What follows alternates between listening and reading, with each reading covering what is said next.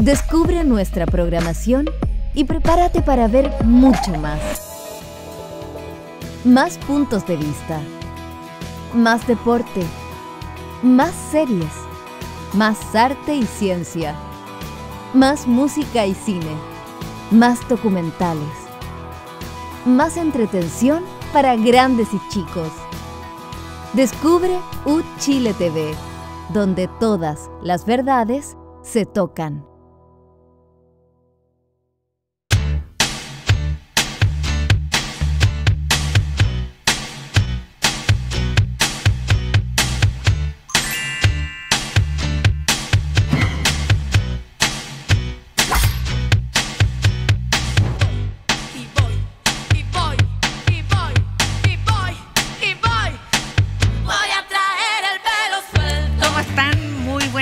Bienvenidos, bienvenidas a Descabelladas. Saludamos a quienes nos están viendo por nuestra señal digital 11.2, por YouTube, por redes sociales y por la Radio Universidad de Chile. ¿Cómo están, chicas? Hola, muy bien. ¿Tan de amarillo ella? Sí, hoy día soy amarilla. Así parece, Espero hacer honor. No quise llegar a ese punto, claro. Digamos, pero todos cambiamos en la vida, ¿no? Sí, solo los tontos no cambian. Exacto. Sí. Ahora amarilla, si lo que se dice amarilla. Bueno, todo depende desde el lugar en que se mire. Sí. Claro. Sí, claro. Claro, por ejemplo, amarillo con negro te queda un café. Cafecillo, sí. Claro. ¿Y con rojo?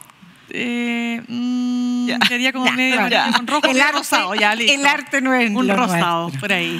Oigan, chiquillas, bueno, ya dijimos el menú de esta mesa de hoy. Partamos por el cuarto pleno de la Corte Suprema, que ya resolvió algunas iniciativas para enfrentar el presunto tráfico de influencia en los nombramientos, no solo de supremos, de ministros de corte, sino que también de notarios, que es algo que sabemos hace rato. Pero, a ver, ¿qué es lo que resolvieron en el Pleno? Les cuento, queridas colegas. Un organismo para erradicar los nombramientos y el gobierno judicial en otra instancia, de tal manera que ellos se puedan dedicar solo a la función jurisdiccional.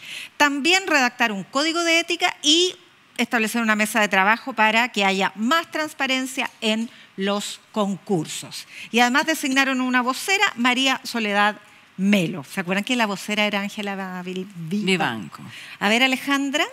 Bueno, la idea de separar la función jurisdiccional de la parte administrativa viene hace rato, pero hay que hacerlo. La propuesta que venía en los dos procesos constituyentes naufragó con esos procesos. Inicialmente, cuando estas ideas se manifestaban por allá por los 90, los jueces se oponían mucho, pero ahora están de acuerdo y creo que ahora la batuta la tiene que tomar el poder político, porque esto significa presentar proyectos de ley y aprobarlos. No solo basta la voluntad de hacerlo. Y creo que lo más importante es la decisión, porque esto implica mesas de trabajo, creación de proyectos, pero la decisión de partir o ya terminar con la injerencia de jueces y ministros en los nombramientos de notarios, conservadores y otras labores administrativas es súper saludable. Es como era que no, caía de cajón. Lo que pasa es que, claro, se ha juntado harto material para...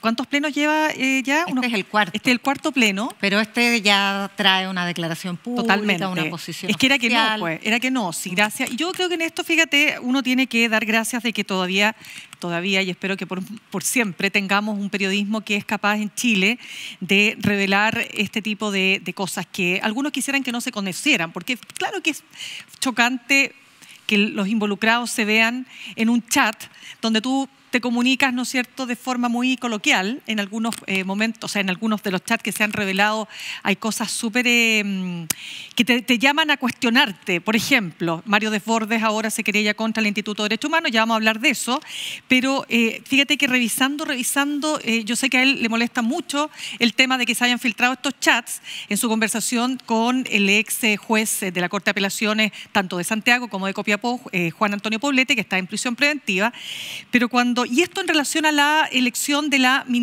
actual ministra de la Corte Suprema, María Teresa Letelier. Pero cuando le manda un chat, lo quiero decir porque lo estuve leyendo y me llamó mucho la atención. 20 de mayo 2021, Poblete con Desbordes. Poblete, buenos días, que esté muy bien. Me cuenta María Teresa que la votación es el día martes. Desbordes le dice, estamos hablando con los nuestros. Y él le contesta, el juez en ese momento, ok, gracias, un abrazote. Después me dice de la ayuda. ¿Cuánto, cuándo y dónde? Listo, se acabó la conversación. Entonces, a ver. Ahora, déjame hacerte solo un comentario, una acotación. Por supuesto. Además, eso está en el contexto, digo, porque puede que no sea soborno, como se infiere de lo que tú dices, porque Poblete estaba con problemas de plata. Se sabe en estas mismas conversaciones que publica CIPER. Y estaban haciendo una especie de vaca para ayudarlo, ¿eh? Porque estuvo suspendido varios meses. Bueno, lo iban a remover del Poder Judicial, no claro. olvidemos. Entonces, no olvidemos que un notario, Francisco Leiva, le da a conocer el cuaderno secreto de su remoción. No, es que eso, olvídate. Ya, pero espérense, como si no bastara, CIPER, Chile, revela esta semana ahora compromete ahora indirectamente, por supuesto, a otra jueza, que es la jueza Ángela Vivanco, porque su marido hace gestiones, un señor que no tiene, aparentemente yo entiendo que no tiene nada que ver con el Poder Judicial directamente, ¿no es así? No, trabaja en el conservador de Puente Alto. De Puente Alto. Pero y hace gestiones. Privado. Claro, aparece haciendo gestiones, ¿no es cierto?, para la designación del fiscal nacional, escribiéndole directamente a una persona, un fiscal que estaba en carrera, Carlos Palma, para ofrecerle, supuestamente pagarle, ¿no?, un doctorado y sacar a Javier Armendáriz para darle el puesto de Javier Armendáriz de la Fiscalía Centro Norte.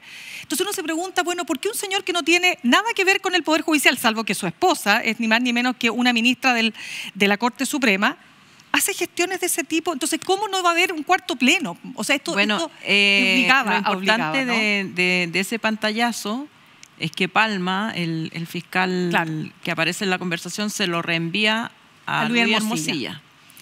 Y que Luis Hermosilla es el amigo de Vivanco y Migueles y su pareja. Entonces, esto en el contexto del nombramiento del fiscal nacional, la petición a Palma del marido de Vivanco, claro, era que se abstuviera, que se bajara de la competencia, y a cambio le ofrecía eso. Según Palma, él se lo mandó en señal de molestia a Hermosilla, porque me dice, mira, tus amigos lo que me están ofreciendo. Más allá de que se haya manifestado o no el ofrecimiento, eso no está en el ámbito de, mira, apoyemos a este candidato. Está en el ámbito de operemos para que este candidato se baje, para que nuestro candidato triunfe. Pero no es solo una operación, es soborno. O sea, si tú le ofreces un doctorado, sí, un doctorado te puede costar... Depende, ¿no? Claro, es un ofrecimiento soborno. Pero eso estoy diciendo, es una operación para conseguirlo vía soborno. En el caso de la notaría de Viña del Mar y Concón, también le pide Migueles a un candidato que se baje para favorecer a otro. Entonces, no es, en el caso de Migueles, obviamente que es inverosímil que esté actuando como una gestión personal, buena persona. ¿De dónde iba a sacar él plata para pagar un doctorado o para cumplir las promesas que está haciendo en estos chats? Obviamente que está operando a nombre de alguien. Espérate, una pregunta, Ale, permíteme. Tú escribiste el libro negro de la justicia, sí, chilena, ¿no es cierto? Estos temas, tú dijiste la otra vez, ya estaba, o sea, vienen de décadas. Sí, pues, o sea, desde siempre, o sea, el Poder Judicial ha tenido distintos sistemas de nombramiento, pero todos pasan por esta... han pasado por esta por el Poder Judicial, por el Poder Político. Por el Poder Político. Antes era función exclusiva del Presidente de la República, después se metieron el Senado.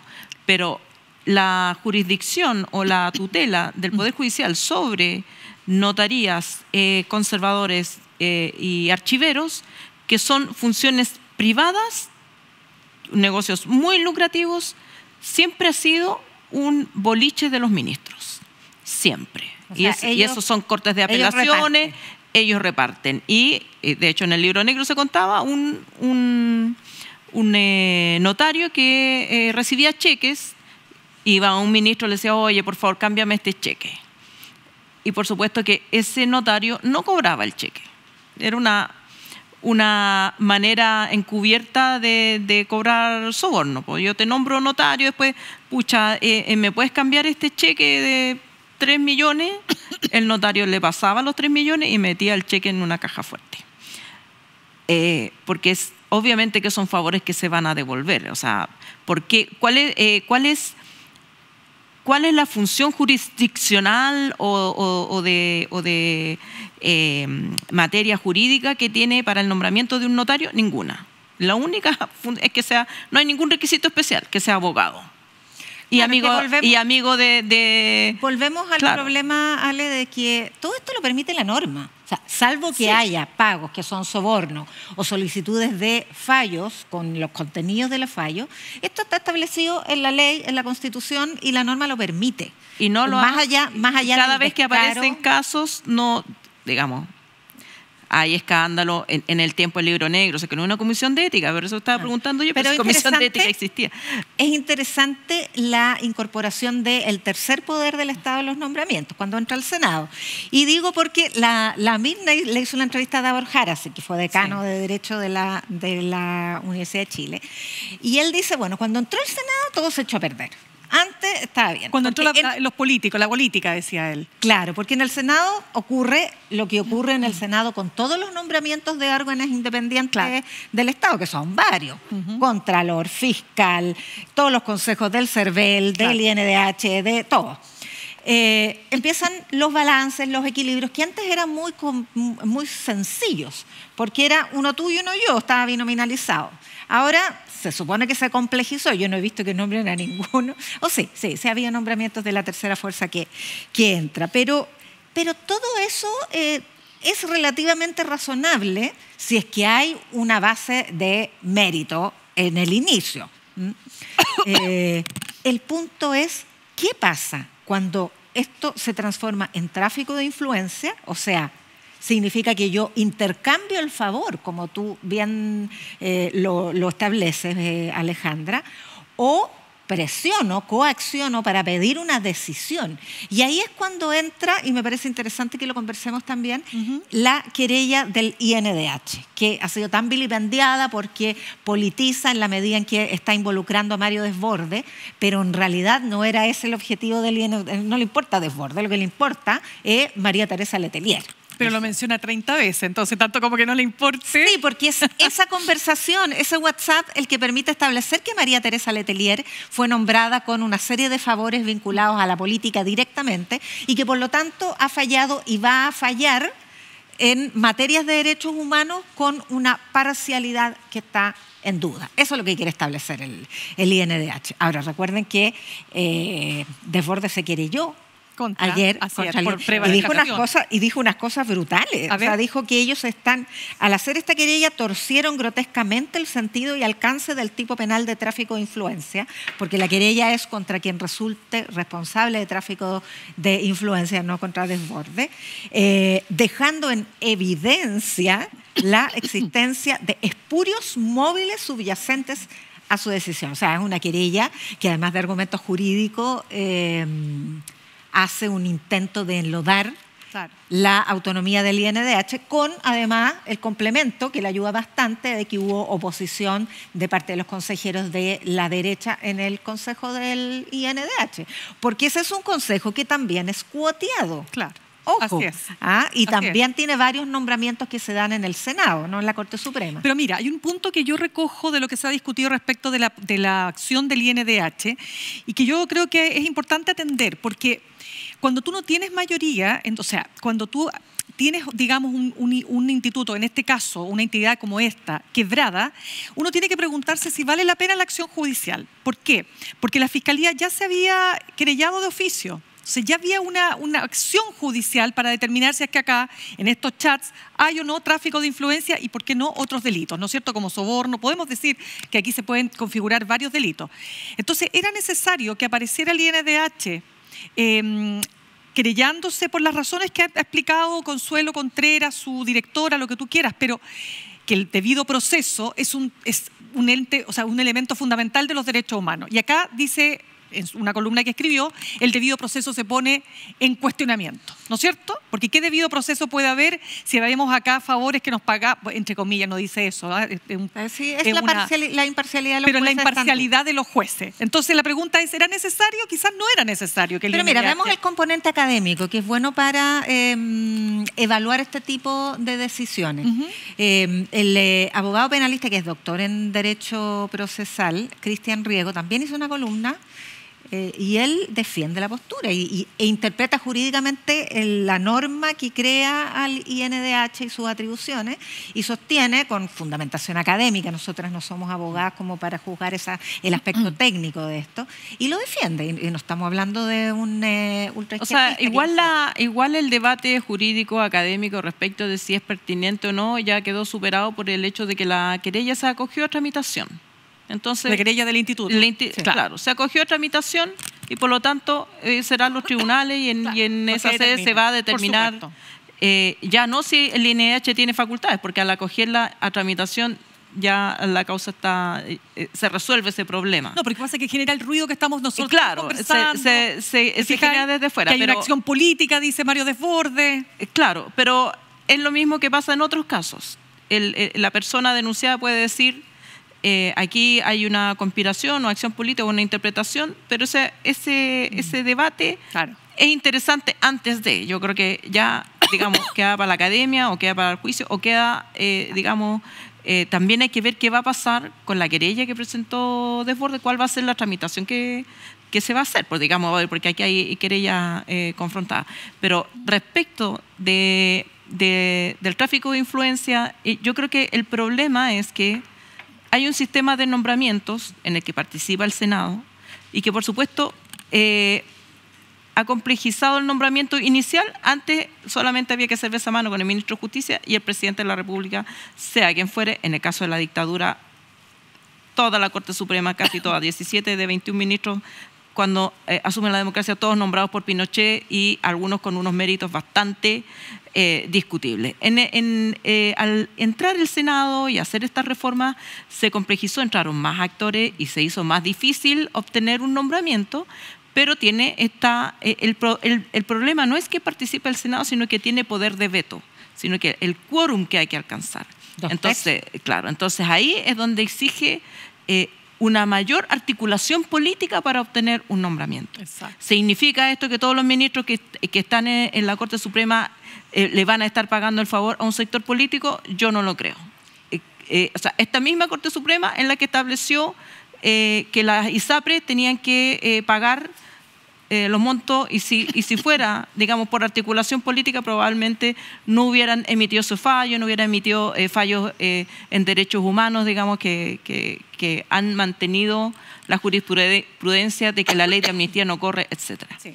Pero sí, el problema es que desde la opinión pública, el haber hecho la gestión para nombrar a alguien es igual a la gestión de otro que dice, si no votáis, te pago el doctorado. Todo entra en el mismo saco. Y yo creo que ese es el problema que el Poder Judicial tiene hoy día. ¿Cómo distinguir, cómo decir, bueno, sí, todos hemos sido nombrados por este mismo sistema, somos todos corruptos?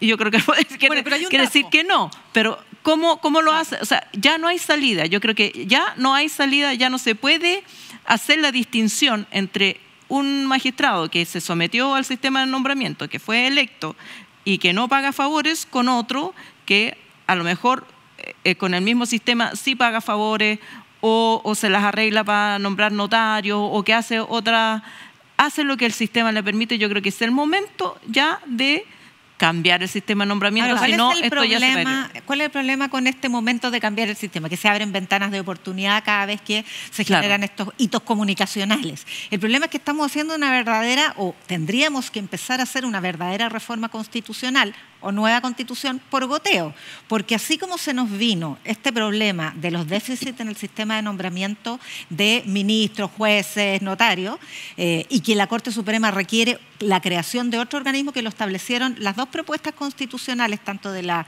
Convención como del Consejo, tenemos el conflicto político por el cual se está conversando la posibilidad de modificar el sistema de partidos, porque tampoco hay ninguna posibilidad de articular esos acuerdos. Esos acuerdos, por esos quórum de 2/3 que requieren los nombramientos de los ministros de Corte Suprema, ya no están siendo posibles. Recordemos que Ángel Valencia fue nombrado después de otros 2 o 3 candidatos fracasados, y por poquito. Entonces, y las heridas que quedan en el camino. Entonces estamos teniendo problemas en todos los poderes del Estado, flancos abiertos que ya tienen relación con cambios constitucionales. Yanna, déjame decir algo, porque yo, fíjate que hace varios programas, ¿se acuerdan ustedes que yo decía que nosotros teníamos un país donde había 3 poderes claramente definidos, y que yo sentía que, más que sentía, yo soy de la idea de que tenemos un poder judicial que goza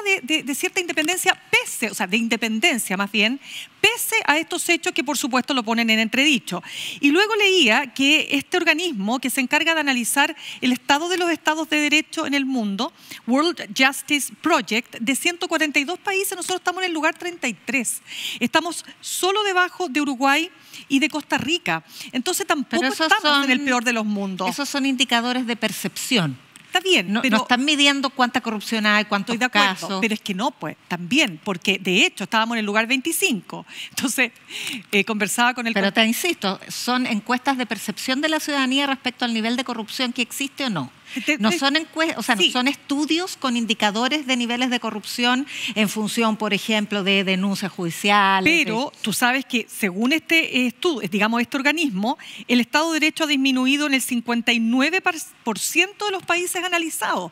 Y así todo, estamos en el lugar 33. Pero no de es percepción. Sí, pero no es para que digamos, oye, no estamos en el peor de los mundos. Insisto, tenemos problemas sí, y coincido contigo, Alejandra. Yo creo que... no podemos extrapolar que todos los jueces que llegaron a la Corte Suprema llegaron teniendo que pagar un favor. ¿Sí o no? Pagar un favor en lo literal y en lo simbólico. No. Pero esto se tiene que despejar, y estas conversaciones nos hablan de que obviamente aquí hay un problema. Es difícil despejarlo, es que permítanme agregarle un pelo a la sopa, porque Evelyn Matei, candidata presidencial de la derecha, tira una bomba de Evelyn Matei. Tira una bomba de racimo. Ya, entonces no nos pongan la imagen. No, antes de Evelyn Matei, que el tema constitucional. O sea, es como, tuviste un tremendo problema en tu casa, te cayó un meteorito y tenés que cocinar y pasar por el cráter. Así estamos, porque como el socavón de Reñaca. Tuvimos un estallido que en su base hay una incapacidad del sistema político completo, el sistema político, judicial, legislativo, de resolver los problemas de la sociedad chilena. Entonces, nos vamos a seguir chocando. Poder judicial, ya. El sistema político, en todas partes llegamos al problema de que no tenemos una constitución que permite que las instituciones respondan. Entonces, seguimos en estas pics, es una tranca de prensa, pics de revelaciones, que se hace una revelación, todos ponemos atención, decimos sí, hay que reformar, mañana va a haber otra revelación y ya se nos va a olvidar esta y vamos a estar hablando de otra. Pero la otra, que tiene vinculación con esta búsqueda de soluciones estructurales al problema de las designaciones y evitar los tráficos de influencia, es la acusación que hace la candidata presidencial Evelyn Matei. Porque tiene una bomba de racimo en su estilo. Hay un estilo como que va escalando. Dice ella anoche, hay bastante evidencia de que hay políticos que se financian con platas del narco. Sobre la actuación de los jueces y fiscales no sabemos si es debilidad o es porque están comprados o amenazados. Y finalmente responsabiliza a la extrema izquierda de facilitar el ingreso del crimen organizado. Tienen 1 minuto cada una y por favor me lo respetan, Mirna Shin. No, a ver, espérate, lo primero... Ya pasó el minuto. Pasó el minuto. Evelyn Matei... Paso palabra. Paso palabra. Está en Alejandra. campaña. No, pero espérame. Sí, o sea, a ver, perdón. Está en campaña, sin duda. Evelyn Matei va a enfrentar un tema cuando deje de ser alcaldesa. ¿Para qué? Para mantenerse arriba en las encuestas, cuando todavía le va a quedar 1 año para la elección presidencial. Es un tremendo desafío que tienen justamente este tipo de candidaturas. Yo esperaría de Evelyn Matei, por quien considero que es una muy buena política, más cuidado, más responsabilidad, más moderación. Porque si además pretende ser presidenta de la República, evidentemente esos son atributos esenciales. Sí, es verdad, campaña se dicen muchas cosas que luego se morigeran, pero me parece súper delicado. Ahora, yo creo que lo segundo que ya señalaste de los fiscales y los jueces que están amenazados, dijiste, que dijo ella. Comprados por el narcotráfico. Claro. O sea, al punto, tan duro llegó esto a distintos actores que tanto el fiscal Valencia como el ministro de Justicia, Luis Cordero, dijeron que, la recordaron, que ella tiene el deber de presentar los antecedentes que posee ante la justicia, porque es funcionaria pública. Bueno, pero ella lo hace en una declaración indirecta. No sé si tienen miedo o si, digamos, claro, está diciendo, o están comprados. Está sugiriendo. No. Dice, hay bastante evidencia. De un político financiado por el... Y de eso sí hay evidencia, po.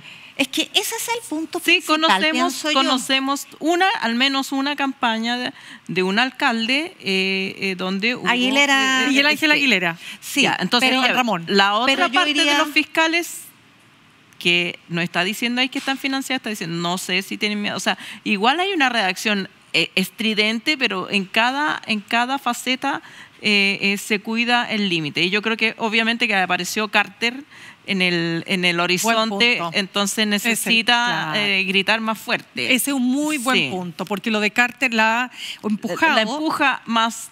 Porque claro. Carter no tiene nada que perder, porque las posibilidades que Carter tiene de llegar a ser presidente, aunque nunca se sabe, todo puede ser en este país, pero me parece... Pero es un buen punto lo que dice la Ale. Sí, claro, ¿no? ¿Quién grita más fuerte? Pero cuidado, es la voz que se escucha. Pero por eso hay un límite. Me parece que hay una cuestión relevante en esto que es más estructural para poder de verdad, si hay una genuina preocupación por la penetración del narcotráfico en la justicia y en la política, justamente hoy día se ha comenzado a votar en particular la ley de inteligencia, el subsistema de inteligencia. Eso abran las cuentas corrientes. Entonces hay una oposición severa a levantar el secreto bancario como mecanismo de investigación que no sea avisando 2 meses antes con permiso judicial, etcétera. Entonces, seamos consecuentes. Si la candidata piensa que efectivamente hay evidencia para pensar que los jueces, políticos, fiscales están siendo pagados por el narcotráfico, que inste a su sector a levantar el secreto bancario, porque hasta ahora, por lo menos en la Cámara de Diputados, lo rechazaron. O sea, imagínate lo que hemos sabido por los chats, lo que podríamos saber si se levanta el secreto bancario. Wow. Vamos a una pausa, claro. Vamos a una para pausa. Imaginarnos eso. Vamos a invitarlos, sí, a seguirnos por todas nuestras redes sociales. Ya saben, Spotify, Twitter, que ahora es X, Instagram, y la que nunca vamos a estar es, yo Tinder. Ni siquiera me acuerdo, Tinder. Y hay otra, Bumble. Ya, ahí es posible. no, pero también puede ver la repetición de este programa en YouTube y Spotify. Vamos a una pausa y volvemos enseguida. Nuestro territorio es considerado uno de los lugares más fascinantes del planeta. Gran parte de nuestra vegetación y fauna no existe en ningún otro lugar del mundo. Pero nuestros ecosistemas están siendo amenazados por especies exóticas invasoras.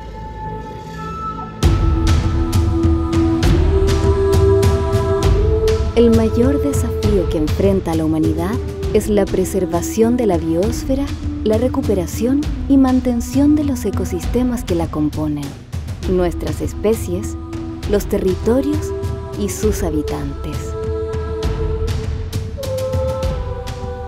Serie documental Invasores. Estreno capítulo 5, Pino con torta. Un extraño en el bosque. Viernes 21 de julio por Uchile TV.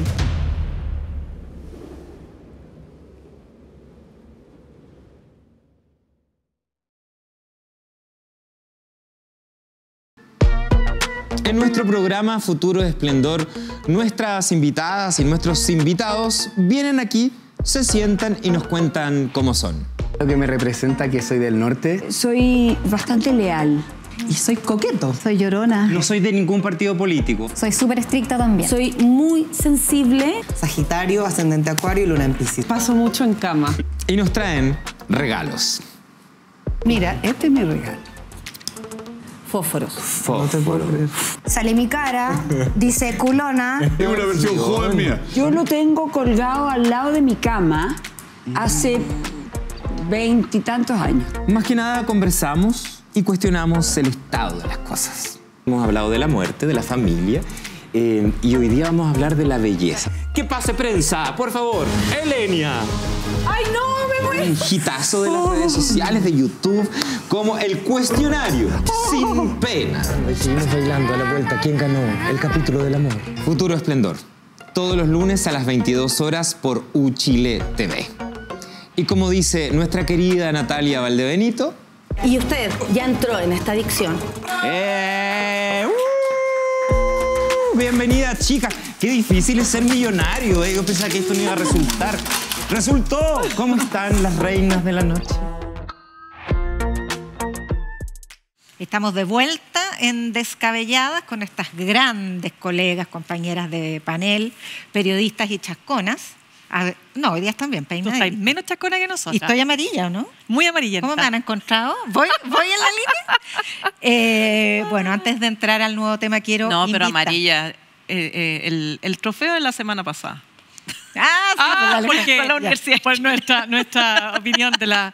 No, no me arrepiento. Y nos encontró conservadora frente al movimiento estudiantil. Olvídate, ponte a reportear un poquito por dentro cómo son las tomas y ahí sí vamos a ver si seguimos. No, pues que además nosotras dos tenemos hijos, hija, yo tenía hija y ella salió. Yo también. Hijos en el Gómez Milla. Sí, pues, sabemos cómo, sabemos lo difícil. Pero ese tema, ese es otro tema. Porque lo que tengo que hacer, eso sí, es invitarlas a no perderse el viernes a las 10 de la noche. Está muy bueno un nuevo capítulo de la serie Invasores, Especies, Territorios en Pugna. Es buenísima, así que no se lo pierdan, viernes a las 10. Y vamos a hablar de los distintos conflictos que hemos tenido en política exterior. Finalmente anoche... para empezar con el último, el canciller Alberto Van Claveren confirmó en su cargo al embajador de Chile en España, Javier Velasco. Y luego hemos tenido que despejar el problema con la base de la Armada Argentina 3 metros hacia adentro de nuestro territorio en Magallanes, la participación del presidente en una cumbre por la paz, que en realidad fue solidaridad con Ucrania, en fin, hay harto debate. Pero partamos con el embajador Velasco. Pues. No, pues yo ya hice la introducción, no, soy patúa. Bueno, es que yo tengo que... Me pagan para la introducción nomás hoy día. Bueno, yo creo que aquí, bueno...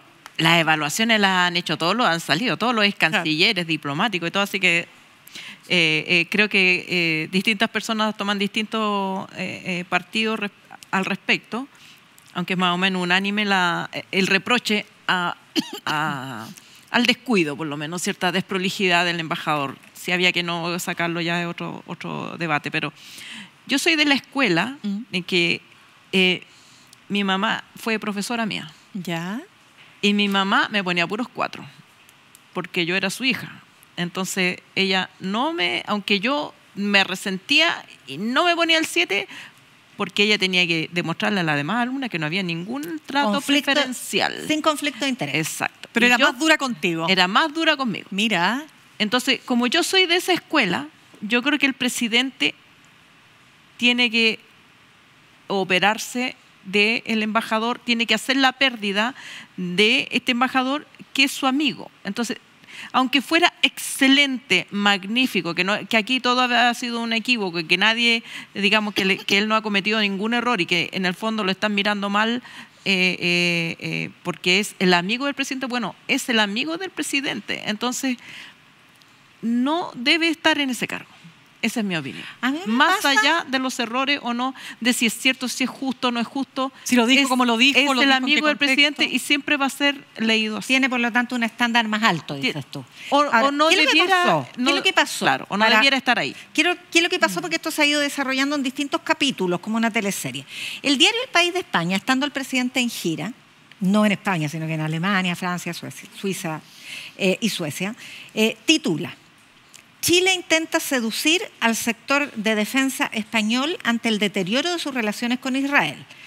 Si él hubiese dicho eso, es francamente una intromisión en un asunto que no le compete, pero en realidad lo que dijo es que esta no invitación, desinvitación de Israel a la FIDAE como a la otra feria en Francia, es una oportunidad para otros socios. Esa es la frase, para ver las cosas en su mérito.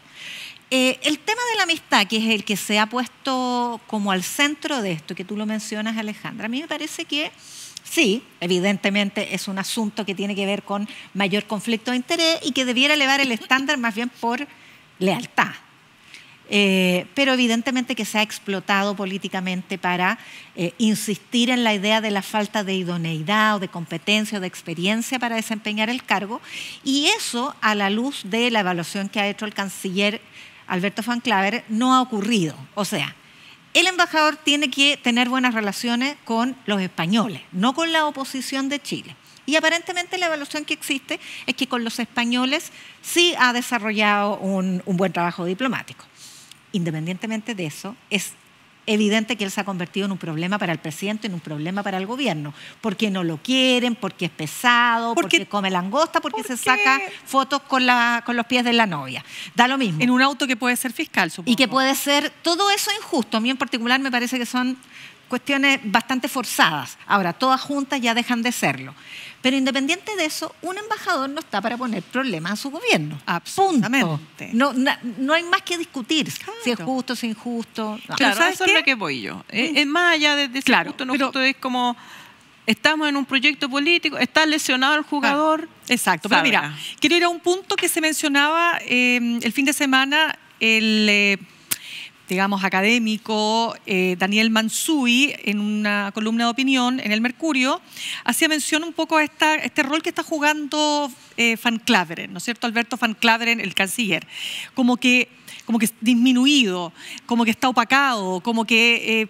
canciller invisible. Claro, el canciller invisible así lo calificaba, ¿no? ¿Por qué? Porque efectivamente, y eso parece que está bastante reconocido, que el presidente Gabriel Boric ha asumido un rol muy activo en política exterior. Estamos de acuerdo que la diplomacia, él es el jefe de la diplomacia, pero lo que ocurre es que en relación a sus antecesores, él ha tomado un rol muy protagónico. Ya vamos a hablar de otros elementos que le han generado. Pero, perdón, el presidente Piñera, que fue a Cúcuta de hecho, Mansuy dice que ha actuado como Piñera. Exactamente. Pero yo no estoy hablando solo de Mansuy, sino que de otros que han, digamos, dado cuenta de este rol. No estoy diciendo que sea bueno o malo, estoy diciendo que en contraste Van Claveren queda como un poquito como más disminuido. ¿Por qué? Porque hay cosas, por ejemplo, que la Diana no le gusta que uno cambie el tema, porque ella dirige... Déjame decirte que Van Claveren le respondió a este señor y le dijo que no conocía sus competencias, estudios, credenciales sobre política exterior. Pero mira, más allá de descalificar al emisor del mensaje, ¿no? Veamos lo que dice. O sea, efectivamente, es que lo que pasa es que no puedo hablar del otro tema porque la Yana se enoja si uno cambia de tema, pero en el tema de que vamos a hablar de lo que pasó con el estrecho... Pero es que este es un subtema dentro del tema. Es que por eso te lo digo, porque resulta que cuando pasa esto del estrecho... 2.1. Lo del estrecho de Magallanes, recordemos que la entrada, como quien dice, la puerta del estrecho... ¿Cachai? Me echa el agua y cambia igual. Sí, no, pero es que tengo que decirlo. ¿Por qué? Porque los argentinos pusieron en territorio chileno unos paneles solares. Y el embajador de Chile, o sea, de Argentina en Chile, que tiene también sus polémicas, bueno, pero lo vamos a retirar por ahí por el verano. Y el presidente Gabriel Boric dice algo así como, me los retiran me los ahora. Al tiro, ahora o los saco yo. Es que dice, no, es que fue más provocador Espérate, que lo llama Feure. Me los saca, yo te los saco. El embajador fue más provocador todavía, porque dijo además, sí, lo podríamos, porque ahora hay mal tiempo, se pueden mojar los contratistas con la lluvia, pero además podemos compartirlos. Eso, porque los usamos los dos. Los van a usar los dos. No, embajador, que dicho sea de paso, ya se había mandado un condoro diplomático el 15 de marzo pasado cuando en un encuentro ahí en la zona del Paso a los Libertadores dijo, mi país, Argentina, ya era potencia agrícola mientras ustedes recién aprendían a comer. Entonces, hay tema ahí. Pero ¿por qué refiero lo que dijo el presidente Gabriel Boric? Porque lo que dicen, no solo Mansuy, si lo he escuchado de otros analistas, dicen, tal vez eso debiera haberlo dicho el canciller. Tal vez no era necesario que apareciera el presidente Gabriel Boric diciendo, me sacan ahora ya. ¿Por qué? Porque además este tema de los paneles solares, ojo, ya venía de abril. No es como que la información apareció ahora, no lo pusieron ahora, venían de abril. Y se demoró mucho el gobierno, la Cancillería, por cierto, en hablar sobre los paneles. ¿Por qué digo esto? Porque en diplomacia y en materia de política exterior, nada es porque sí. ¡Ops! Se me pasó 3 metros. No. Todo es muy delicado. Tú no te puedes pasar 3 metros porque sí, o sea, claro, puede ser un error involuntario. Todos cometemos errores, pero la decisión tiene que ser inmediata. Entonces lo que se señala es que esta cosa media llora así de que aquí vengo yo, me lo sacan ahora. De alguna manera venía como a tratar de subsanar porque el gobierno se demoró tanto en tomar la decisión de que le saquen los paneles solares. Ahora, pero le vino muy bien el papel de policía malo al lado del policía bueno del canciller al lado, porque un presidente defendiendo soberanía, ¿hay algo más popular que eso? No, pero además que sexy, no hay nada más sexy. Ah, el che, me lo sacan ahora. Y corrieron a sacarlo. Entonces, no, ya, punto, encuesta para arriba. Pero a tu punto de si el presidente, a mí me parece que hay temas poco debatidos como Estado, o no se sabe si es política de Estado, por ejemplo, ir a esa famosa cumbre de la paz. No solamente la criticó el Partido Comunista, pero no solo el Partido Comunista, la ha criticado mucha gente porque no era una cumbre por la paz, era una cumbre para apoyar una de las posturas en la guerra y por lo tanto eso tiene consecuencias para el Estado de Chile. Ahora Zelensky está pidiendo que no solo sea apoyo, sino que le manden algunos fierritos, algunas cositas. 60.000 millones de dólares hace la pasada Zelensky cada vez que pasa por Estados Unidos, dijo Donald Trump. Claro. Entonces, yo le voy a cortar la llave, agregó Donald Trump. Claro. Eso. Entonces, en ese punto, yo creo que es importante que haya políticas de Estado, con quién, cuáles son nuestros aliados regionales o cuál es la posición de Chile con China, con Rusia. Eso tiene una política de Estado y, claro, para eso existe la diplomacia donde se dice poco, se mueven despacio, todo es muy delicado y a veces un acto de entusiasmo, tal vez un titular muy hondero en una portada te puede costar pero claramente, bastante en el futuro. Pero ya que lo mencionas, Yasna, ¿me permites pasar al tercer tema? Le permito lo que quiera. A propósito de esta cumbre por Ucrania en Suiza, que el Partido Comunista, pero sobre todo, bueno, Hugo Gutiérrez, exdiputado, exconvencional. Entendamos que Hugo Gutiérrez es comunista, por cierto, pero es una No, está suspendido del Partido ¿Está Comunista. suspendido? Sí, está suspendido. Me acabas de dar una excelente definición. No, para poder explicar por qué por qué es importante lo que tú dices, porque el Partido Comunista, Lautaro Carmona, yo diría que ha hecho una gestión muy moderada, pero es Partido Comunista, o sea, no le podéis pedir que hable como otra cosa que no sea una visión comunista de la política exterior. Ya lo dijimos la semana pasada, creo que hablamos de este tema. Pero ¿cuál es el punto acá? Cuando el Partido Comunista dice el mismo día que pasa todo este tema de Ucrania, donde el presidente pone la atención en qué punto. Este no es una reunión por la OTAN, o porque la OTAN, esta es una reunión, o sea, su punto de estar en esa reunión tiene que ver con, por un lado, el respeto del derecho internacional y por otro lado, el respeto a los derechos humanos. Esos son los dos valores esenciales que él realza, más allá del tema de la OTAN. Y por eso agrega, a propósito, y en ese mismo discurso, la solidaridad con los palestinos en Gaza. En el fondo es ponerse del lado de los débiles, más que ponerse en las grandes coaliciones OTAN o pero eso Estados Unidos versus Rusia. Eso también estuvo negociado con el PC, que si iba a ir allá tenía que hablar de Gaza. Claro, pero ¿qué dice Hugo Gutiérrez para dejar claro? Dice que el presidente Gabriel Boric no entiende de geopolítica, no sabe, no entiende. Porque cómo se pone en esta... O sea, eso lo dice Hugo Gutiérrez, pero luego el Partido Comunista saca una declaración precisamente después de la participación de Gabriel Boric, señalando que aquí lo que tiene que ocurrir es que tienen que participar todas las partes, pero en su punto el presidente sí había dicho que ojalá estuvieran todas las partes involucradas e incumbentes, como la propia Rusia. Pero Mirna, si lo que importa no son los discursos, lo que importa es que esa cumbre fue un puñado, no fueron todos los países. Los grandes mandaron personal subalterno, los grandes de Latinoamérica no votaron. Entonces, hay hay una situación de hecho diplomática que va más allá de las palabras que se verbalizan, sino en qué lugar, en qué posición está el Estado de Chile y compromete al Estado de Chile con una de las partes del... Nuevamente, en el lugar que el presidente plantea, al menos no digo que sea esa necesariamente la situación, pero lo que el presidente plantea en el lugar del respeto del derecho internacional y de los derechos humanos. Punto. Entonces rompamos relaciones con China, ahora Punto. ya. Entonces ahí después, en una entrevista con la Deutsche Welle, lo que dice el presidente Gabriel Boric es que le llama la atención porque dice, hay un problema con la izquierda que tiene esta lealtad con Rusia, la izquierda más dura, por supuesto, esta lealtad con Rusia, entendiendo que Rusia como si Rusia fuera la Unión Soviética. Pero si la Unión Soviética ya pasó hace 30, 35 años.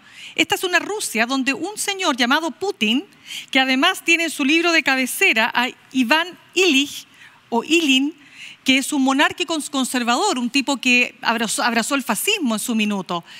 Entonces, y que lo que quiere es la Rusia volver a la antigua Rusia, y que entiende que Kiev es parte de esa antigua Rusia y por eso invade Ucrania. Entonces aquí está bien, si la OTAN no son santas palomas, por supuesto que no, pero no nos perdamos en esa conversación. Entonces ahí es donde efectivamente yo le concedo ese punto. Él dice, a ver, pero ¿por qué esa izquierda defiende esto?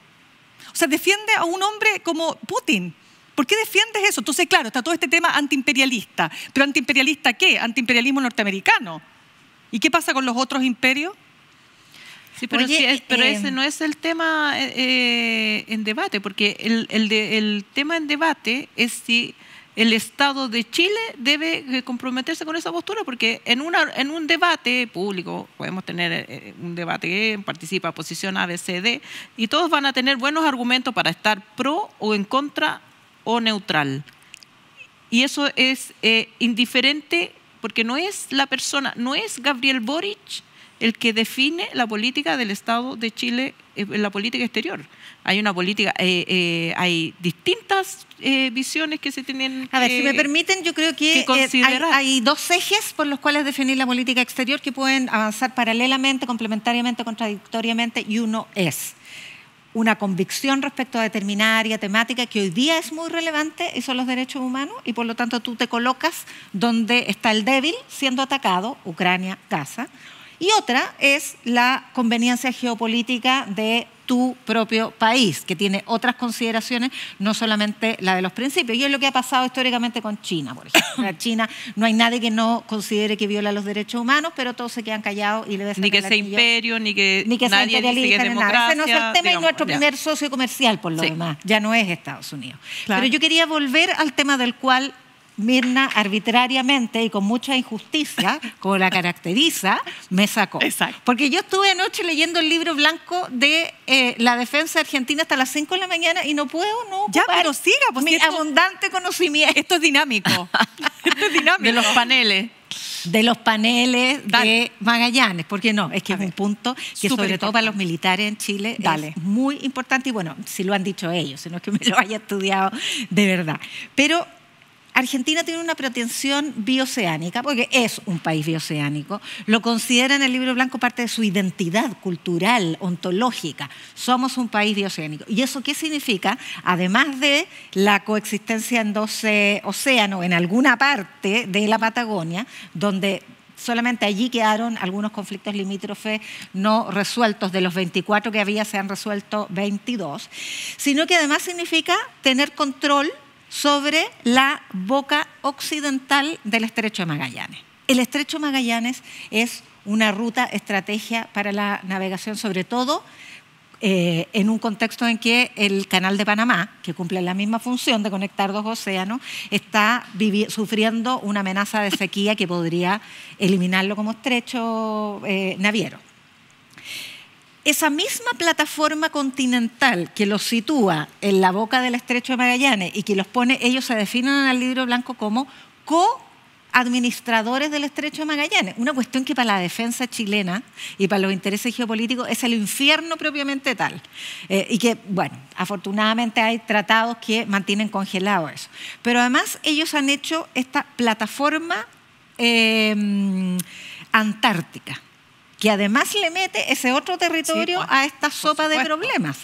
Y esa plataforma antártica, ¿qué es? Es el lecho submarino del océano que se supone que proyecta el territorio más allá de las 200 millas marítimas que tenemos soberanía todos los países de acuerdo a los acuerdos internacionales. Y eso lo lleva hasta la Antártica a reclamar, donde hay una especie de 1, 2, 3 momiaes con el Tratado Antártico que Chile suscribió, que Argentina suscribió.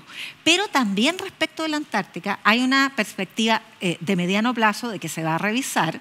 Aparecen estos yacimientos petroleros que descubre Rusia. Somos varios los países que tenemos una banderita clavada en ese mismo triangulito que nos enseñan en el colegio, que es chileno. Entonces, hay una sensibilidad y hay un conflicto latente en materia territorial de zonas muy estratégicas, que no son solamente los 3 metros de los paneles solares de la base armada. Entonces, ojo con eso. Y tengo que llevarlas a otro tema. Ya, o sea que ya nos diste la clase y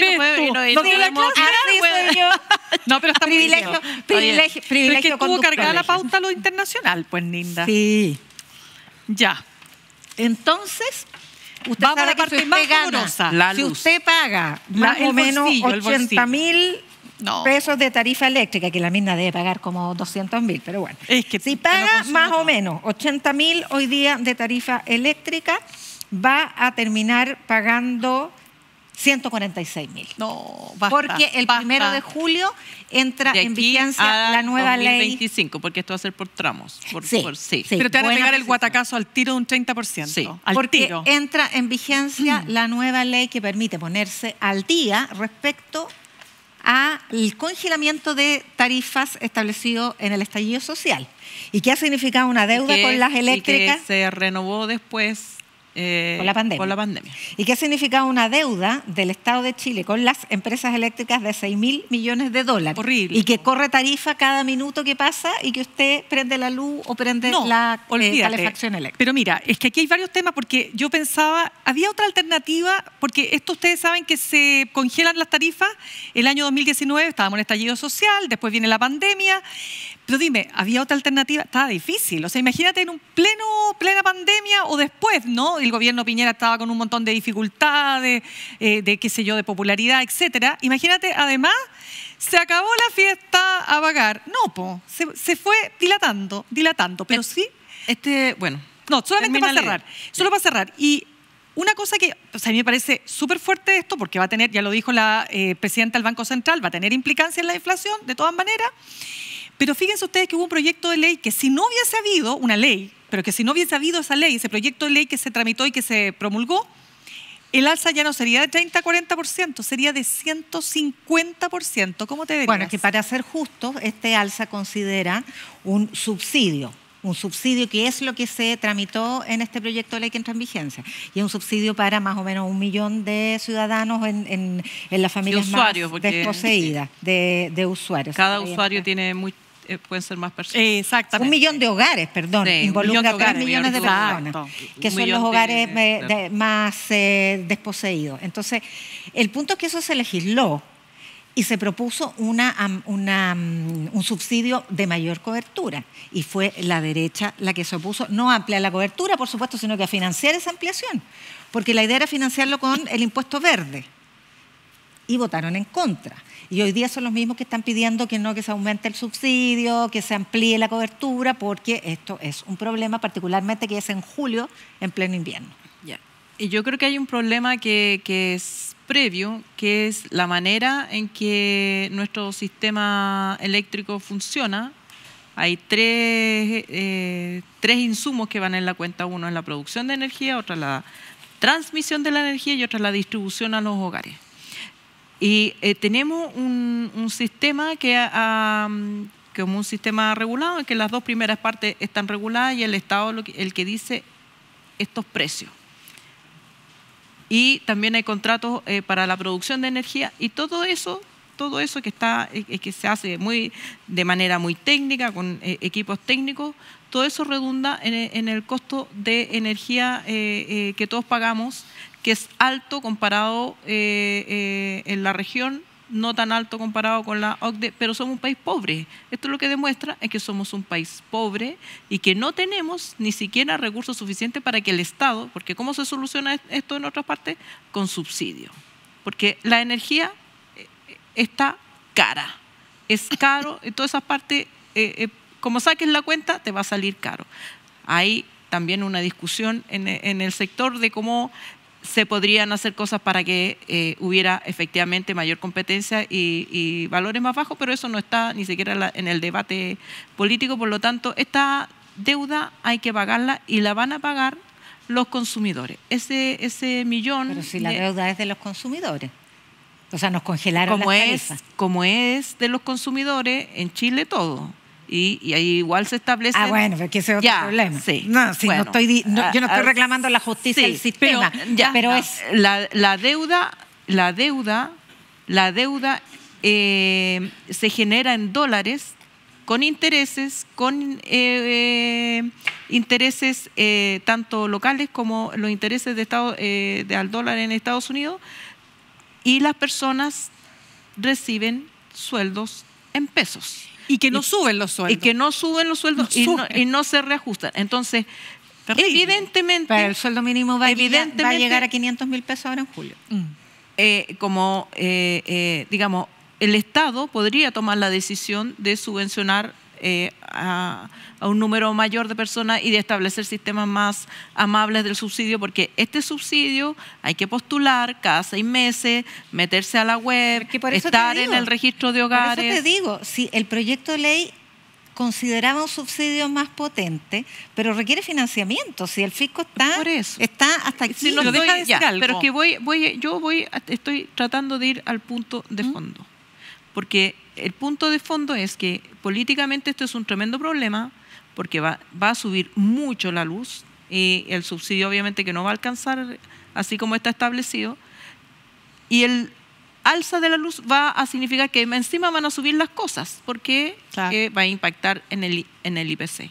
Entonces volvemos al tema original de cómo el sistema político se hace cargo de estos problemas, que este es un problema grande, que las personas reciben sueldo. Los que reciben sueldo, digamos, la gente que comercia, que tiene comercio informal o vive de la informalidad, también recibe en pesos, y esto cuesta en dólares. Pero mira, no tenemos con qué pagarlo. Eso es súper interesante, pero hay otro dato que me pareció súper relevante y es el siguiente: que casi el 60%, si no el 60% de la energía que se produce en Chile viene de energías renovables, y por lo tanto uno diría, pero entonces ¿por qué estamos pagando esta locura? ¿Por qué esto no llega a nuestra casa? ¿Por qué no lo veo en mi cuenta?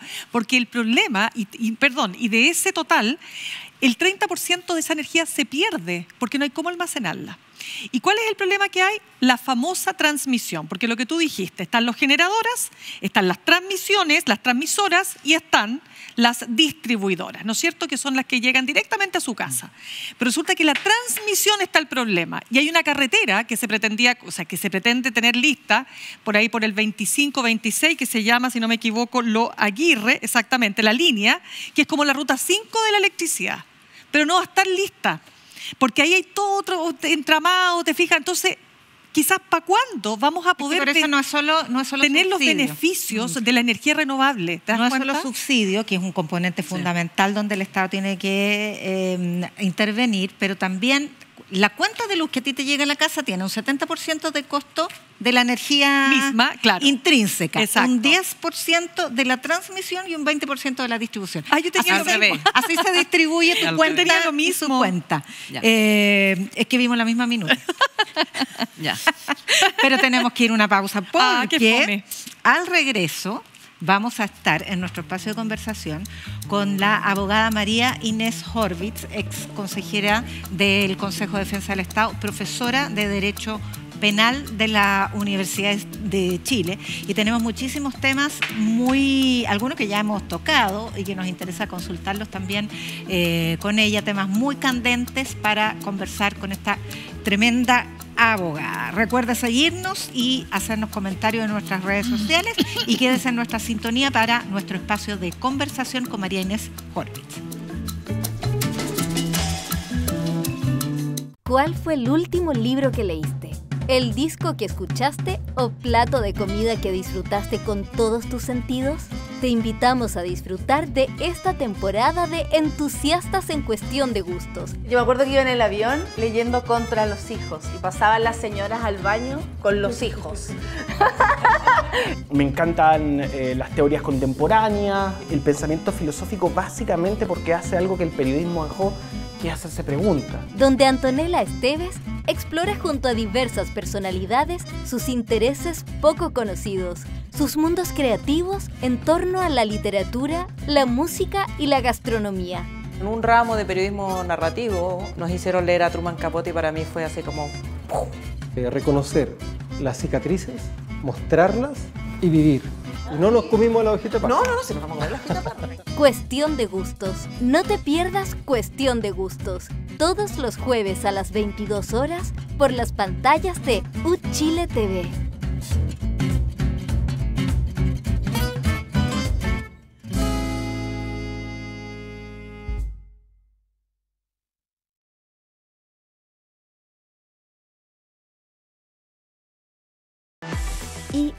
¿Ahora qué hacemos?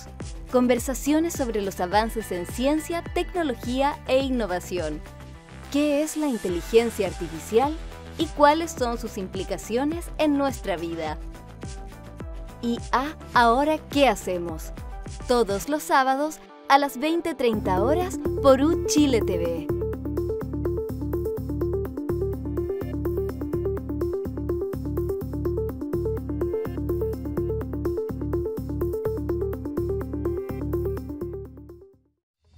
Sapiens, reportes de ciencia y tecnología desde un Chile que piensa.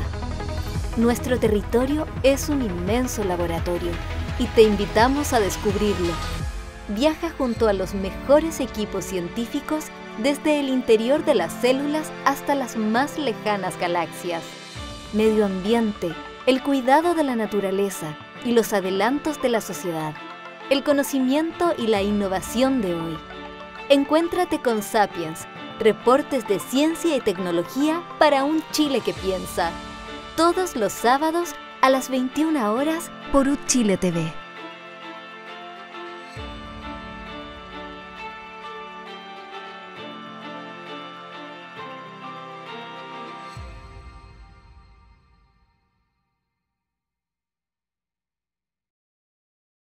Bueno, llegó nuestro bloque de conversación. Tenemos una invitada muy especial para los temas, sobre todo, que hemos tratado hoy día y que están en el debate público.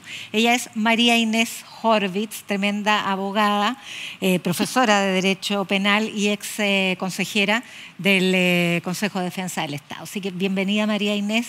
Es un placer tenerte con nosotras. Y partamos la conversación comentando que hoy día hubo un cuarto pleno de la Corte Suprema para tratar el problema que ha existido con las revelaciones sobre gestiones o tráfico de influencia derechamente en los nombramientos. Y la Corte Suprema ha planteado que va a trabajar en favor de que se constituya un nuevo organismo donde se radique nombramientos y asuntos de gobierno interno, el famoso Consejo de la Magistratura del que se ha conversado desde los 90, redactar un nuevo código de ética y formar una mesa de trabajo para que los concursos internos sean más transparentes. ¿Qué te parece a ti? A ver, mira, yo llevo 30 años involucrada en todo este tipo de propuestas de reforma, sugerencias, escritos sobre el tema. Hice mis propuestas también a la convención y luego al segundo proceso, básicamente en forma indirecta, mandando mis posiciones. Yo desde un inicio, muy tempranamente, me di cuenta que Chile tiene un sistema muy ortodoxo en el sentido de cómo se organiza la estructura judicial, ¿no? Cómo se organiza lo que llamamos poder judicial, que eso también es un tema que se pone muy en entredicho, que sea realmente un poder del Estado. Y puedo entrar en eso si quieren después. y sobre todo porque tiene en la cúspide jerárquica, ¿no?, a un tribunal que es omnipotente y acapara 3 funciones muy disímiles, como son la jurisdiccional, la directiva y la disciplinaria, y efectivamente eso le da mucho poder y además no hay nadie sobre ella, a menos que uno hable del derecho internacional de los derechos humanos. Entonces, ¿qué ocurre? Que cuando yo me empecé a dedicar cuáles son los factores que afectan gravemente la independencia externa e interna de los jueces, porque en definitiva la jurisdicción se radica en cada juez. El artificio del Poder Judicial, justamente, en mi opinión, es una construcción que se hace para tratar de equipararse a los otros poderes del Estado, pero que tienen diferentes funciones. O sea, los otros son cuerpos corporativos, así planteados en la Constitución, que tienen otros principios, otras reglas, no tienen la misma obligación de independencia, imparcialidad, etcétera, como los jueces. Y por eso se habla de la independencia externa, es decir, tratar de evitar todos aquellos mecanismos que puedan interferir en la principal función de los jueces, que es la jurisdiccional, ¿no? Con prescindencia de cualquier presión, no solamente a nivel externo, sino también interno. Estas 2 dimensiones, en mi opinión, están siendo afectadas constantemente, ya sea por el sistema de los nombramientos, ya lo hemos visto, cómo se generan, ¿no es cierto?, estos quid pro quo, o sea, yo me siento obligada, si tú me favoreciste, porque tengo que hacer el besamanos, porque tengo que pedir ayuda y tengo que tener operadores que me favorezcan frente a otros y pasar por diferentes instancias, lo que significa, como se ha visto claramente en el caso Poblete con María Teresa Letelier, ¿no?, que, bueno, conviene que esté allí, dice Poblete, conviene, le dice a Desbordes, conviene que esté allí, es de nuestra sensibilidad o está de nuestro lado. Y uno se escandaliza porque dice, los jueces no tienen que fallar en consideraciones de tipo político, tienen que hacerlo en base al mérito del caso que está sometido a su conocimiento y la ley. O sea,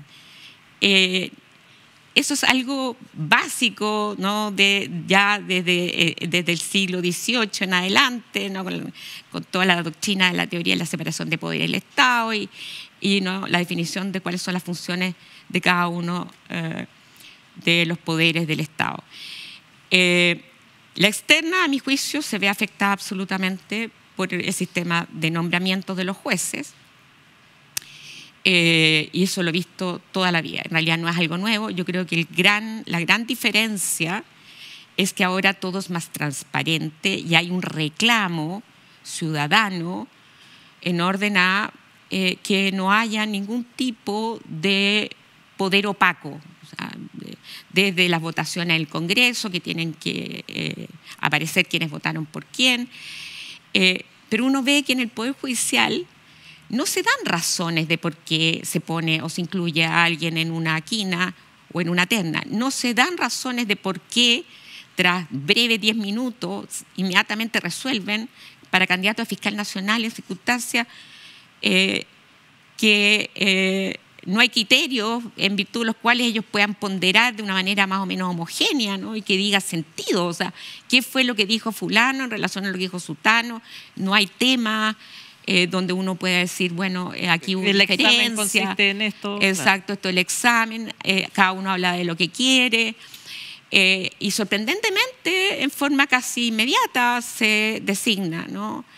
Incluso yo no estoy haciendo no me quiero referir específicamente al último caso, estoy viéndolo en general, de que hay veces que obviamente entran a jugar personajes externos o que no litigan, donde uno dice, bueno, ¿cuál es el elemento que tiene?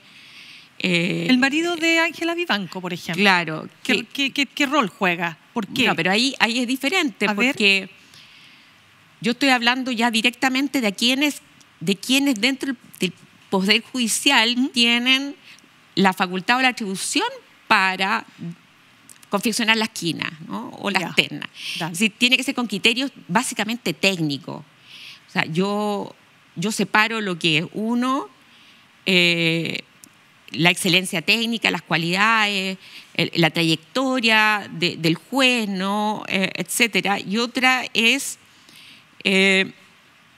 no el hecho de que efectivamente para que sea legítimo el sistema tiene que haber intervención de poderes políticos, porque los jueces, a diferencia del sistema norteamericano o estadounidense, son designados por sus competencias técnicas, no porque hayan sido elegidos democráticamente a partir de un programa como en los Estados Unidos, o sea, donde ellos dicen, se postulan. Se postulan y uno lo ve claramente, claro. Aunque uno en general se tiende a idolatrar el sistema estadounidense, yo tengo mis serias dudas al respecto. Siempre se dice para los ministros de la Corte Suprema Americana, yo he visto los procesos y cómo se hacen los interrogatorios por los parlamentarios. Yo vi muy débil al último, no me acuerdo en este momento el nombre del último que fue designado, no, fue el penúltimo porque después fue una mujer claro. Que fue designado por Trump. O sea, lo que tengo claro es que todos los sistemas tienen falencias. Es muy difícil resolver este tema y hay muchos modelos del derecho comparado, pero en general todos tienen que buscar mecanismos institucionales para garantizar y asegurar que haya la menor influencia posible en la designación de los jueces, de tal manera que no exista,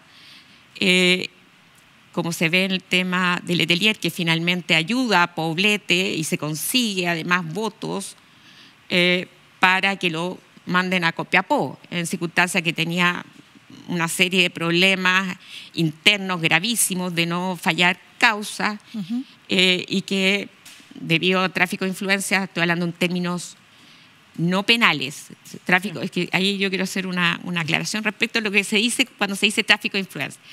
Pero claro, es decir, no, yo te ayudo, tú me ayudaste, yo te ayudo, se produce siempre esta dinámica. Amigo, amiga. Claro. La cultura transaccional, dijo el ministro de Justicia. La cultura transaccional que está muy, y es un problema cultural que es muy difícil de erradicar porque son años de esta forma que fue naturalizada, lo he visto en muchos ámbitos. ¿Pero basta una norma distinta para erradicarla? No, ese es el problema, ese es el problema. Pero quisiera terminar con el tema de la independencia interna, que yo creo que incluso puede ser hasta más grave. El tema de la carrera judicial que es jerarquizada, parto de abajo en la base y quiero subir, todo eso está dominado por la Corte Suprema en definitiva, a través, ¿no es cierto?, de quién entra en la esquina, cómo son las calificaciones de los jueces, una serie de mecanismos más sutiles, como darle instrucciones a través de los fallos, usted tiene que hacer tal o cual cosa, dar como señales de qué es lo que no le gusta. Desde luego no hay que ser muy adivino para darse cuenta, ¿no?, que Daniel Urrutia el juez Daniel Urrutia no es del gusto en general de... Sí, los jueces, digamos, activistas o que se apartan demasiado de lo que tradicionalmente ha sido considerado como el juez ideal dentro de este sistema. Bajo perfil. Que tiene que ser bajo perfil, claro. Y tiene que ser incluso porque un juez tuitero, poco obsecuente. Claro, porque un juez tuitero es complejo, ¿no?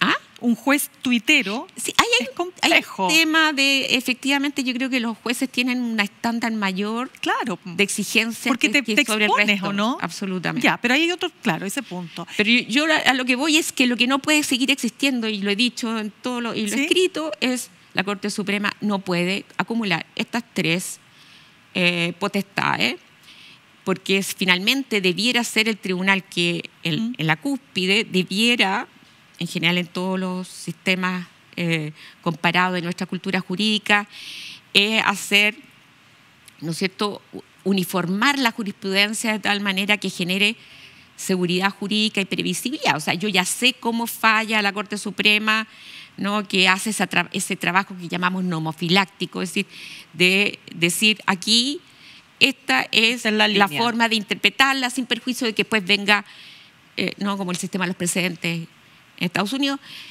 pero lo que no puede haber es que una sala haga esto, la otra sala, cuando cambia la sala e ingresan otros jueces, dicen totalmente lo contrario, ¿no? Y además, como digo, acumular estas facultades disciplinarias que han sido muy cuestionadas, ¿no? Que implican entonces poder tomar decisiones, incluso como en el caso de Poblete puede estar bien justificada de mandarlo a Copiapó, incluso podría haber sido más radical. Pero yo he conocido muchos casos en que es una forma casi autoritaria, media trasnochada de ejercicio de un poder que es jerárquico, ¿no? Que es bastante incompatible, en mi opinión, con el ejercicio de la jurisdicción, donde yo tengo que sentir libertad en la medida en que lo que importa es que yo motive adecuadamente la ley, mis fallos, y luego hay controles jerárquicos a través de los recursos de apelación, de queja, de nulidad, pero no a través de llamar la atención por formas de comportamiento que les parecen indebidos, etcétera. Y entonces todo eso va de alguna manera generando un tipo de juez dócil, ¿no? Que no se atreve, que siempre está tratando de estar mirar para arriba, sobre todo si quiere llegar a la Suprema, ¿no? Entonces eso yo creo que ya, les digo, la primera vez el Consejo Nacional de la Magistratura que yo estuve fue en el año 91, con cumplido, que se plantearon varias leyes y no pasó nada. Siempre ha habido resistencia, por fin, al parecer se están dando cuenta, pero por la transparencia que yo creo que dan los medios de comunicación. Y los WhatsApp. Claro. O sea, yo creo que aquí hay un cuarto poder del Estado que está funcionando bien y además resulta ser serio. O sea, no es simplemente hacer críticas que son basadas en la cancelación o la negación. Y en ese sentido yo aplaudo esto que está ocurriendo con algunos medios, que yo lo siento a pesar de que viven una situación precaria desde el punto de vista, ¿no es cierto?, financiero, y que hay que buscarse autofinanciamiento, etcétera, de utilizar todos los medios disponibles, sobre todo la ley de transparencia, ¿no?, pedir todos los antecedentes a las instituciones que correspondan, y eso está funcionando bastante bien, yo diría, ¿no?, en la medida de que efectivamente las instituciones están entregando, la mayoría, no todas, ¿no? Hay muchos problemas con el ejército y con otras instituciones opacas, ¿no?, que tienden a no entregar la información, pero eso yo creo que ha sido un gran avance de establecer una serie de deberes a la administración, a los funcionarios públicos, de hacer declaraciones de patrimonio, de intereses, no obstante que igual, como han visto, infravaloran los inmuebles o no declaran lo que tienen, porque la idea es, bueno, señor, usted no vino aquí a enriquecerse, por lo tanto, declare su patrimonio para ver luego, ¿no es cierto?, cómo quedó su patrimonio después que finalice su cargo, para que dé una explicación. María Inés, una pregunta, pero a ti los chats, ¿qué te pasó cuando los viste? Porque son varios chats que se han revelado. ¿No te sorprendió? ¿Te sorprendió? A ver, si estamos hablando de todo... Por ejemplo, Mario Desbordes con el juez Poblete en su minuto. Bueno, antes que nada, el que más me produjo impacto es el de Hermosilla. O sea, lo de Hermosilla para mí es lo más obsceno que he visto en toda mi vida profesional. Nunca había visto algo así. ¿Ni sabido por rumores? No, nunca. Hablar así tan... repito el adjetivo que me parece el mejor, obscenamente, de un caso donde incluso él reconoce que sabe que se está perpetrando delito, en un lenguaje procaz, que da cuenta además de una sensación de impunidad impresionante, ¿no? Y donde, claro, aquí está todo, y este es un tema que a mí me parece importante y por eso lo toco primero, porque da cuenta de que hay mucha gente dentro de los poderes públicos que sienten inmunidad, sienten que no les va a pasar nada. Y este mensaje en que entrega todo su teléfono y dice, bueno, yo no borro nada. Ahí yo no borré nada porque deben haber tal cantidad de personas involucradas claro, que yo creo que le hace mal a nuestro país y cada vez peor para las instituciones públicas. El nivel de descrédito, el nivel de desconfianza. Yo no sé cómo no hay una capacidad de darse cuenta que todo esto que está ocurriendo hace que finalmente tenga un impacto que yo creo que no sabemos todavía medir de cómo va a tener repercusión en las elecciones, en todos los procesos democráticos que vienen hacia futuro. Yo me temo que va a ser duro lo que va a ocurrir. ¿Tú conociste a Hermosilla como colega? No. En los tribunales, nada más. Ya, en los tiempos que trabajó en la vicaría. No, yo no tuve. Era para preguntarte si lo consideras como un abogado litigante o un operador judicial, como se le ha denominado. Mira, yo nunca he sabido de algún caso complejo que él haya ganado y que yo haya visto que por su desempeño ha sido brillante. O sea, yo tiendo a pensar, después de todo lo que conocemos, que muchos abogados ganan sus causas no por razones técnicas. Y eso es una cosa que, bueno, se le ha preguntado a muchas personas. El hecho de enfrentarte con gente que tú sientes que es poderosa ya te inhibe en el sentido de tengo pocas posibilidades de ganar este caso porque ves quién es, ves con quiénes tienes vínculos, muchas veces informales, que no sabes tampoco, que la propia ley no te autoriza siquiera para inhabilitar porque tiene que ser no sé qué tipo de recusación, sobre todo si es respecto de amistades, para que tú puedas demostrar de que es íntima, ¿no? O que tienes vínculos de otro tipo. No hay cómo hacer un chequeo, tendría que ser un periodista o decir periodista de interferencia o ser ustedes, ¿no? Que hagan un trabajo de averiguar, bueno, este señor tiene vínculo, y cuando tú planteas la inhabilidad, y todo lo que pasó ahora con la señora Letelier, en que supe, no sé si es cierto, esto lo digo porque hoy día fue el pleno, de que la vocera Melo habría dicho de que no ven un problema delictivo, ¿no? Pero tampoco tampoco se ha hecho hasta ahora ninguna actuación proactiva para tratar de ver cómo fue que el señor Poblete estuviera involucrado en esta trama del caso Topógrafo, que yo lo llevé como abogada al Consejo desde el principio y fue muy difícil convencer a todas las instancias de que aquí había delito. No era fácil, algunos me decían, pero se trata de un ministro de la Corte de Apelaciones, se trata del jefe del DINE. Y eso da cuenta también esa cosa que no existe en otros países de Latinoamérica, de esa, ¿no? Como que uno siente un aura donde prácticamente ya ciertas personas son intocables, desde el punto de vista sobre todo penal. Se han dado muchos argumentos que desaforarlo afecta los quórums parlamentarios, o sea, numerosas razones para tener cautela cuando uno ve y ha llevado causas donde los antecedentes, bueno, bajo mi opinión, eran tremendamente sólidos para haber seguido adelante. Y uno siempre tiene esa duda, ¿no? ¿Me fue mal porque realmente había un problema técnico-jurídico o perdí porque aquí hubo otras... Porque actuaron los poderes. Claro. ¿Ya? Y esa es una duda que te carcome.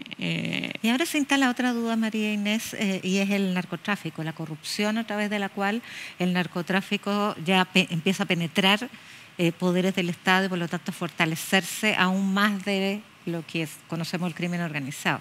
Lo planteó Evelyn Matei en términos bastante estridentes y poco rigurosos, pero efectivamente un fiscal que defendió muy mal la causa para evitar la medida cautelar de personas del tren de Aragua, abre ese temor de que haya sido amenazada, lo dijo el propio fiscal nacional.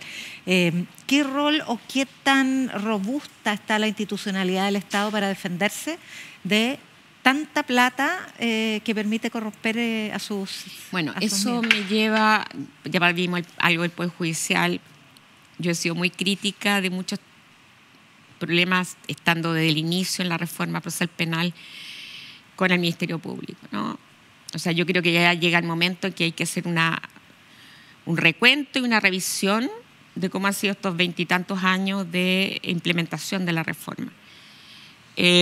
Bueno, desde luego tengo el problema de cómo se designa el fiscal nacional, que ahí es más o menos el mismo problema que con los ministros de Corte de Apelaciones y Corte Suprema.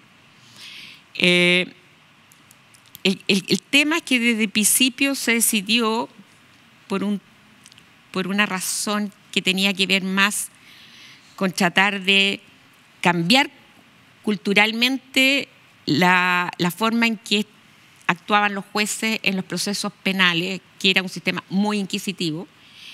Y entonces pasar de un sistema súper inquisitivo a un sistema acusatorio requería un cambio cultural importante. Se introducía una nueva institución que no tenía una tradición como en otros países de Latinoamérica, ¿no? Y entonces era súper importante, bueno, ¿dónde lo ubico a esta institución? Que los modelos del derecho comparado en general o dependen del Poder Ejecutivo o dependen del Poder Judicial. Y se decidió que fuera autónomo. Pero el problema es que es tan autónomo que no rinde cuentas apropiadas de su gestión.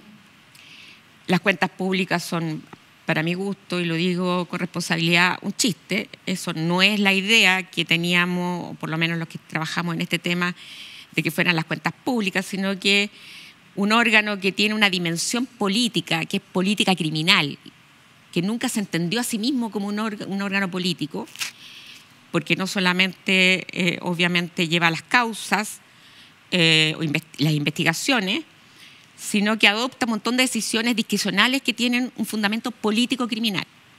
O sea, este caso no lo vamos a llevar porque tenemos tal y cuales problemas, no tenemos suficientes recursos, nos vamos a abocar a estos delitos, no otros. O sea, y eso se supone que para que se respete el principio de igualdad ante la ley tiene que ser más o menos homogéneo en todo el país, y no que algunos se beneficien y el otro según qué fiscal le tocó y qué sé. Pero el Ministerio Público no ha dictado nunca esas instrucciones político-criminales. Llevamos casi 24 años. Y entonces cuando se le piden, cuando se dice auditoría, no, porque somos autónomos. Cuando se le exige que cumpla con las disposiciones de la Ley Orgánica Constitucional del Ministerio Público, dicte las directrices, incluso lo dice el propio Código Procesal Penal respecto al principio de oportunidad, no lo hace. ¿Cómo hacer responsable al Ministerio Público de esa omisión que es relevante, además de la falta de transparencia en general de cómo actúa, ¿no? Si resulta que la Constitución no contempla una especie de responsabilidad política? María Inés, eso a mí me parece grave, porque en definitiva uno no sabe cómo actúan realmente los fiscales. No tiene cómo, salvo los guarismos. Miles de archivos, tantos archivos de prisión, tantas suspensiones, tantos juicios. Y si no sé cómo se llegó ahí, yo no puedo hacer ningún análisis de fondo porque no tengo elementos, tengo que confiar en lo que me diga un fiscal, el otro, y voy a hablar con el otro, etcétera, porque no quieren ser auditados. Y a nosotros no nos quieren dar más tiempo para el programa. María Inés Horvitz. Se nos acabó, lamentablemente, pero tenía tantos temas. Pero ven de nuevo para la segunda parte. Sí, siempre quedan pendientes porque además nuestras invitadas son de una profundidad, de unas capacidades de análisis que siempre quedamos con gusto a poco. Así que un millón de gracias. Pero les digo que había... es que por favor, guárdate los apuntes para la próxima. María Inés Horvitz, abogada. Pero también es importante la contingencia, ¿no? Este tema, yo podría haber hablado de los demás casos, pero el tema de Cruzilla, si ese tema no se le hinca el diente y se deja pasar y todo el mundo se olvida, va a pasar lo mismo con estos otros. María Inés Horvitz, un millón de gracias por acompañarnos. Hemos podido conocer en profundidad varios temas y nos quedan otros varios pendientes. A nuestros auditores y auditoras, telespectadores, telespectadoras, un millón de gracias por acompañarnos. Puede volver a escucharnos en Spotify, volver a vernos en YouTube. Muchas gracias, queridas colegas, y nos encontramos el próximo miércoles a las 22 horas como siempre. Muy buenas noches.